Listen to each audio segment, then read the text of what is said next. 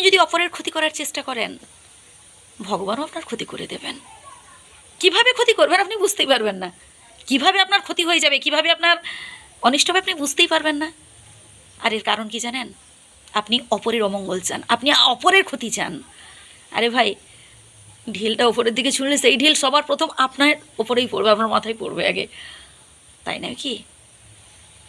তাই যে কাজটা করবেন ভেবে দেখবেন যে সেটা সঠিক হচ্ছে কিনা, বা কি আপনি কারোর ক্ষতি করছেন কিনা।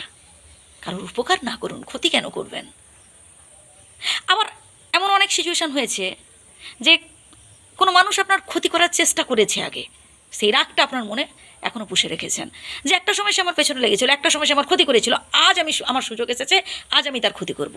না ভাই, আমি এর বিরুদ্ধে, আমি এটার বিরুদ্ধে। সে ক্ষতি করেছে, সে অমানুষ, তার মধ্যে মনুষ্যত্ব নেই।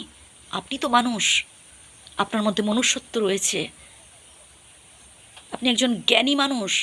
শুনুন, শুধুমাত্র পড়াশুনো সুশিক্ষিত হলে কিন্তু জ্ঞানী হওয়া যায় না।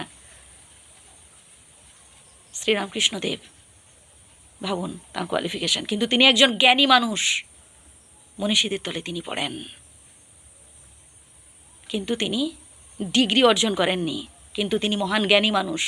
কথাটা মাথায় রাখবেন। শুধু বই পড়ে ডিগ্রি ধারণ করলে জ্ঞানী হওয়া যায় না, বিদ্যাকে কাজে করে দেখান, প্র্যাকটিক্যাল করে দেখান, বুঝলেন তো?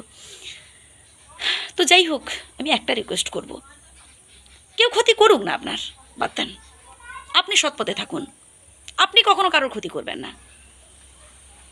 কারণ আপনি যখনই ক্ষতি করবেন, কারণ আপনি যখনই কারোর অনিষ্ট সাধন করার চেষ্টা করবেন, ঈশ্বর আপনার ক্ষতি করবেন। সে হতে পারে কখন কি ক্ষতি করেছে, কি করেছে, কেউ আপনার পেছনে লেগেছে, কেউ আপনার অনিষ্ট করেছে, কেউ আপনার বিপদ রেখে এনেছে, বাদ দেন না। আপনি সবসময় সৎ পথে চলার চেষ্টা করুন। ও করেছে, ওর শাস্তিও পাবে। ভগবানের উপর বিশ্বাস রাখুন, আল্লাহর উপর বিশ্বাস রাখুন, যে যাকে মানেন ঈশ্বর আছেন, এ কথাটা আপনাকে মানতে হবে। সে যত বিজ্ঞান না কেন, যত বিজ্ঞান থাকুক না কেন, ঈশ্বরকে মানতে হবে, ঈশ্বরের প্রতি বিশ্বাস রাখতে হবে। নিজের প্রতি বিশ্বাস প্লাস ঈশ্বরের প্রতি বিশ্বাস। না, আমি কোনো বাড়িয়ে কথা বলছি না, আমি গরমের মধ্যে ভিডিও করছি যাতে করে আমি আমার যে নিজের মনের কথাগুলো আপনাদের সাথে শেয়ার করার জন্য আর কি, বুঝলেন তো? মানে আশেপাশের মানুষজনদের দেখি তো, তাই শেয়ার করলাম আর কি। অনেকে এমন রয়েছেন শুধুমাত্র অপরের ক্ষতি চান। আরে কেন ভাই? অপরের উপকার করুন না, অপরের ভালো করুন না। আর যদি এটুকুও না পারবেন, চুপচাপ থাকুন। ভালো থাকবেন সবাই। কেমন লাগলো ভিডিওটি কমেন্ট করে জানাবেন।